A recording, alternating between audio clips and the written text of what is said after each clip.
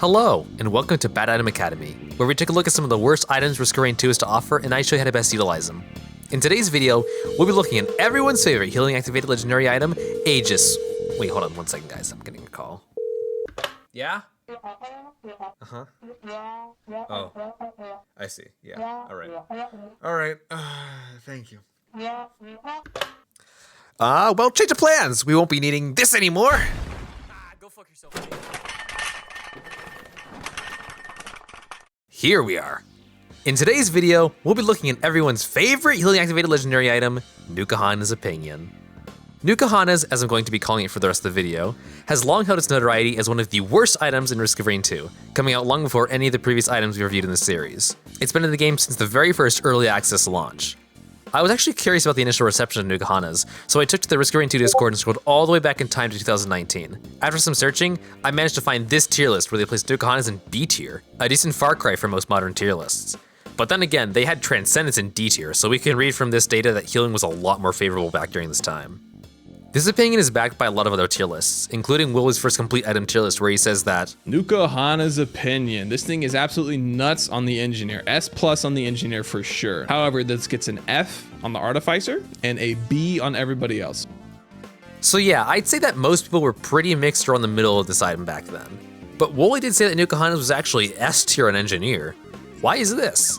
Well, before we answer that, let's take a complete look at what this item actually does. Nuka Hana's is a legendary item that creates an invisible meter exactly as big as your health bar.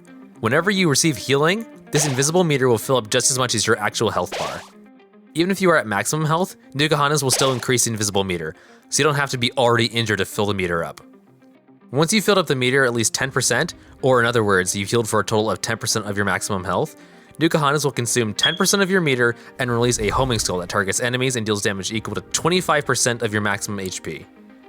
So if you have a total of 1000 max health, your skulls will deal 250 damage. We do have to acknowledge one little caveat though. See, I didn't say that Nuka Hana's filled up the meter whenever you gained health. I said it fills up the meter whenever you receive health. What's the difference? Well, gaining health can apply to really any time your health bar fills up. But importantly, it includes your character's passive health regeneration. Receiving healing only counts from sources that aren't linked to your character's passive health regeneration. So, okay, that's a bit weird, but it's pretty simple, right? Only the healing from allies, mending orbs, and items affects the meter. Well, no. Most healing items do properly provide received healing, such as Medkit, Monster Tooth, Lepton Daisy, and Foreign Fruit.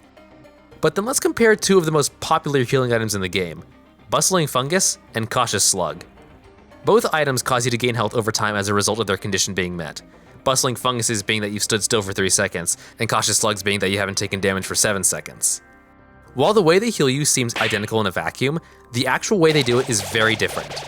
Bustling Fungus adds chunks of HP equal to 1.13% of your maximum health every quarter of a second, which counts as independent healing. Meanwhile, Cautious Slug adds a flat 3 to your base healing stat while it's active. This means that Cautious Slug won't benefit Nuka Hana's at all. It's a small but very important thing to keep in mind before you decide which items you should and shouldn't keep if you are trying to make effective use of Nuka Hana's. For the quick of it, here's a short list of items that only increase your base health regeneration and therefore do not contribute to the Nuka Hana's meter. Alright, now that we understand the health meter a bit more, let's talk about the damage of the skulls. In the item text, it is stated that each skull deals 250% of your soul energy as damage. This is an extremely unclear and odd way to word it, so we'll just stick with my original description and pretend like it just deals 25% of your maximum health as damage, which is, for all intent and purposes, correct. One might then think that characters with greater maximum health would benefit more from Nuka Hana's, and that's accurate. Any percent-based healing, like Lepton Daisy or Bungus, will be filling up a total amount more health on characters with a higher maximum health, as opposed to characters with lower maximum health. Non-percent based healing affects all characters the same, and I'll put an explanation up on screen if you're curious why. So that's pretty much the damage summarized. So let's take a look at a few other statistics. The range of the skulls is 40 meters, basically meaning that skulls will begin to fire until there is a valid target within 40 meters of your survivor. To command this fairly short range, Nuka Hana's allows you to store 10 skulls at a time and release them all once a target is available. The final quirk of the skulls is that they have a proc coefficient of 0.2, which basically means that they cause chance-based items like ATG and Tri-Tip Dagger to activate 5 times less often than they normally would. So don't expect any amazing proc chains off of the Nuka Hana's. Alright, that was a lot of information, but we finally laid out the way the item works. All of that nitty-gritty aside, it isn't actually too complicated. You receive healing, you fire skulls. So why is this item so often called one of the worst legendaries in the game? Let's get into it. Believe it or not, but legendary items are supposed to be good. Wow. Crazy work, I know. The general principle for creating legendary items, according to the developer's manual for Risk of Rain 2 game design, states that when a player picks this up, they should either gain an immediately noticeable increase to their ability to perform a task in the game, or they should be able to immediately begin to prepare to make the most out of the item's effect. Obviously, no such manual exists, but I think it's a pretty fair estimation of what creates a good legendary item. Certain legendary items just immediately give you a noticeable effect without the need for anything else, like Head Stompers and Brilliant Behemoth, which both give you a great increase of damage, and Head Stompers even gives you better vertical mobility. Then you have items like Sonorous Whispers and Spare Drone Parts, which allow you to do things in the future to gain the most out of their effects. Legendary items that exist outside of either of these two categories are at risk of not being usable enough and need an X factor to be able to be seen as worthy of the title. Pocket ICBM is a great example of this. Pocket ICBM only functions while the player has missiles, which for 94.4% of the playable survivors is going to be through items alone. But the reason that it works is because missile-related items are already highly valued in any kit. You are almost never going to ignore or scrap a missile-related item, and thus are much more likely to already have a missile-related item in your inventory when you pick up Pocket ICBM as compared to most other item types. Nuka Hana's does not fare well in this way. It is similar to Pocket ICBM, except that it requires for you to already have healing items for it to be effective. A lot of them. This isn't actually too unreasonable of an ask for someone to build into if they started the game with Nuka Hana's or got lucky and found it on stage 1. But the problem is that it just isn't very likely to happen. Legendary items are far more consistently found later into the game, specifically with the guaranteed legendary chest / AWU fight on each stage 4. And unlike Pocket ICBM, where you are never going to pass up a missile-related item in your inventory, healing items just aren't worth the investment. Healing in Risk of Rain 2 just isn't a very strong mechanic, and most players would vastly prefer to scrap their healing items in exchange for speed, damage, utility, or even survivability. That being said, we shouldn't just set the possibility aside of landing this item on an early stage. It is a very real thing after all, it's happened to me plenty of times, so let's give it a fair shot assuming those conditions are met.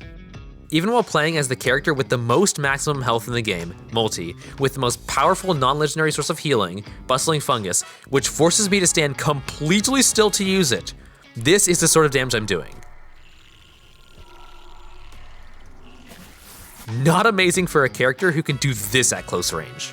Hell, if we want to make a comparison, let's just look at Little Disciple. Little Disciple is a boss item that allows you to shoot homing wisps as long as you're running. Pretty similar. With no extra item needed, Little Disciple is dealing more damage per second. And the thing is, Little Disciple gains more DPS with more speed items, an item type that almost every player in the game universally agrees is the most important and should almost never scrap. It just seems like a blatant upgrade to Nuka Hana's. So how can we actually make effective use of this item? Well, we have a few options, but they are pretty lucky. The first is the inflation of your favorite Risk of Rain 2 character, his health bar. By increasing your maximum health using infusions, you both increase your survivability and increase the damage of each skull. If you find an infusion printer with Nuka Hana's, I'd say it's worth it to just chuck all of your loose greens into it. The even more unlikely scenario is to get one of the healing legendary items alongside Nuka Hana's. Both Rejuvenation Rack and especially Interstellar Dusk Plant make for amazing additions to any attempt to deal damage with Nuka Hana's. Rejuvenation Rack will just double all of your healing and therefore Nuka Hana's effectiveness, while Interstellar Dusk Plant creates a radius of healing upon enemy death that heals you for a crazy amount, while also being large and non-committal enough to avoid deadly mistakes like with Bustling Fungus. And as much as I hate to say it, there have been times when using Benthic Bloom has transformed lower tier healing items into stacks of all three of these, creating some of the most insane healing to damage builds in any roguelike.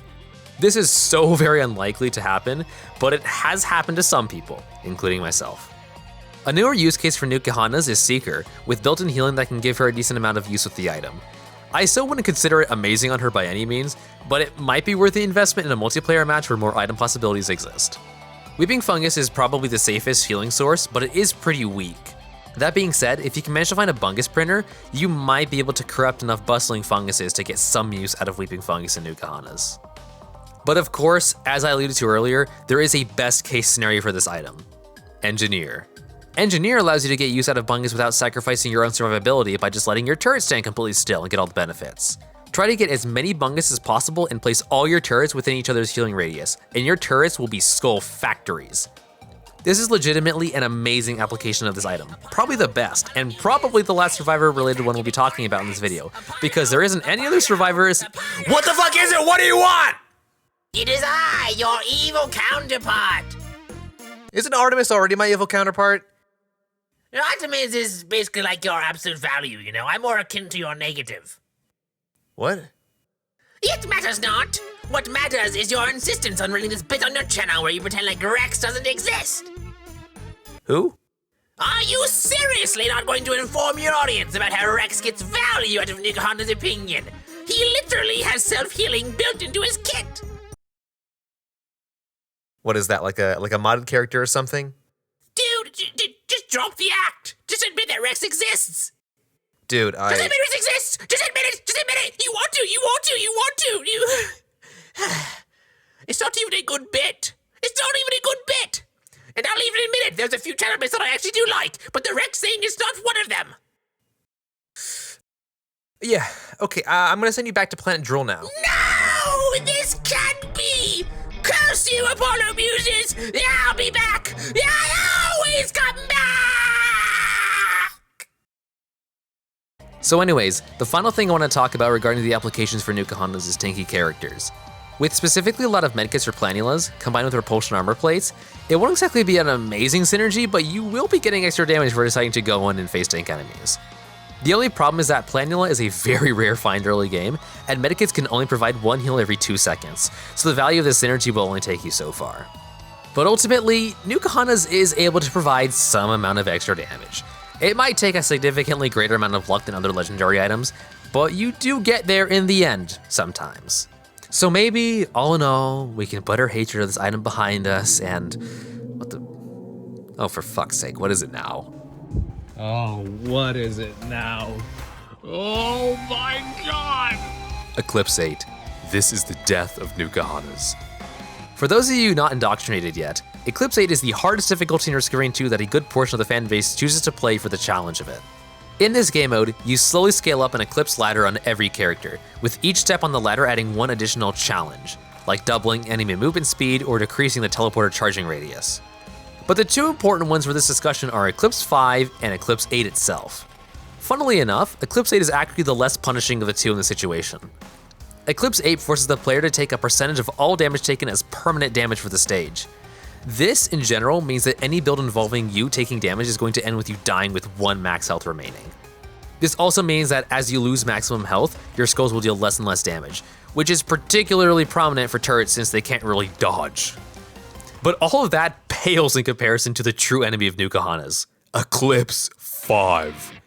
Eclipse 5 has one simple line of text that completely fucks Nuka Hondas over the head. Ally healing, minus 50%.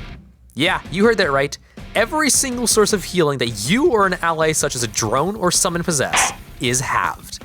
This means your passive regeneration, your base healing increases, your flat heals, your percent heals, everything.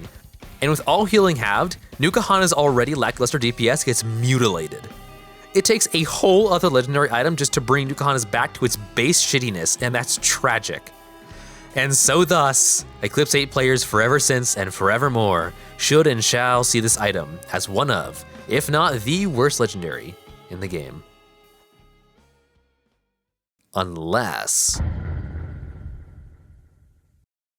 when looking at potential solutions for this item, we need to address its two greatest problems: the activational condition and the damage output. First, as we've discussed plenty in this video already, received healing is not a very consistently found and reliable thing in Risk of Rain 2, especially not in mass.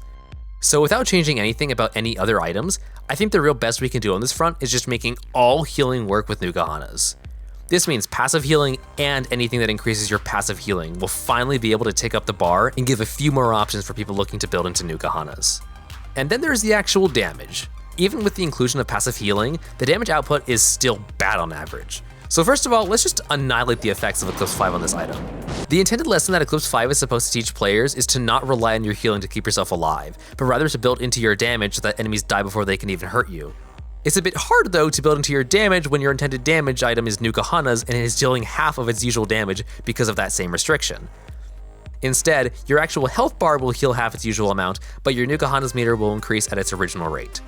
Now with that out of the way, we still need to give it buffs. I'd be fully willing to just slap on a 1.5 times damage multiplier on it just to get started. In addition to that, I think that the activation range and the effective range of this item should be doubled. Enemies can tend to be pretty far away at your character's best distance on certain survivors, so the added range will amend this problem quite a lot. And speaking of survivor-specific stats, let's just take away the gimmicky integer maximum health damage calculations that favor higher max HP survivors, and instead replace it with a percentage-based maximum health damage calculation, like all other items. Basically, instead of Nuka-Hana's looking at these two health bars and adding their respective health integers to the calculation, we'll just say that any complete health bar is equal to 100%. Part of your health bar being removed by a curse will subtract from that 100%, and items that add health, like Infusion or Bison Steak, will add to that 100% by an assigned, arbitrary value.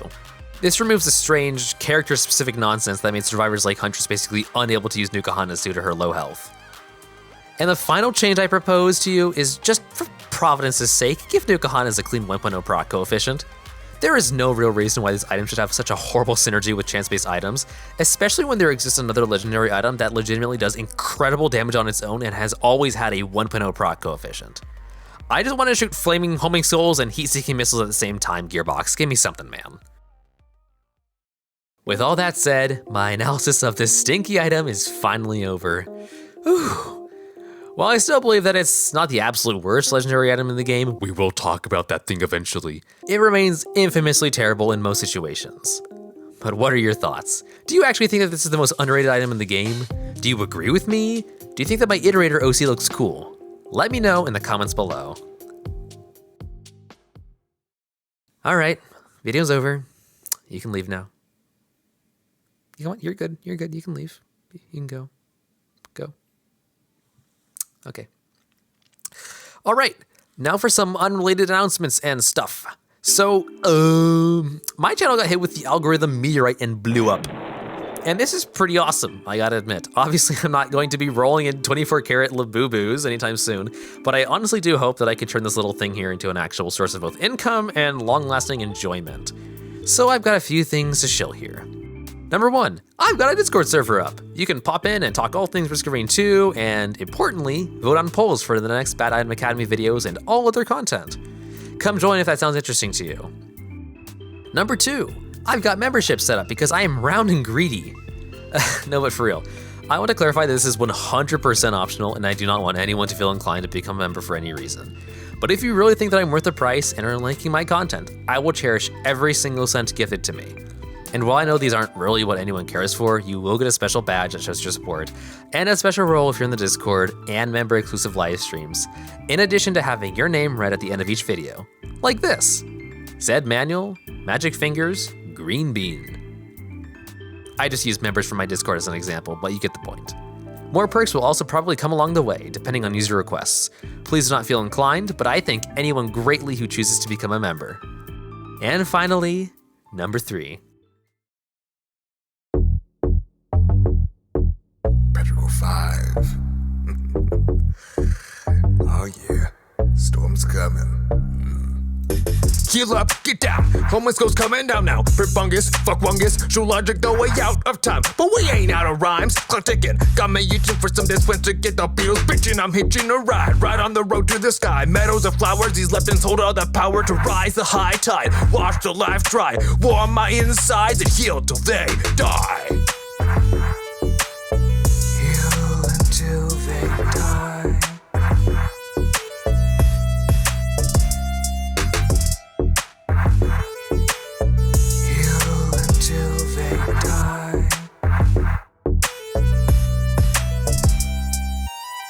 Covered in bones and sweat, I heed the fire and heal the rest. Convinced I'm blessed, and I'll never lay down my arms. My earthly charms will pair the swarms, but doubt but not alarm. Cause I got a secret weapon with no holster that's concealing. Cause it's mounted on my head and shoots up baddies when I'm healing. I am a monster of man, I am a worshipper of her.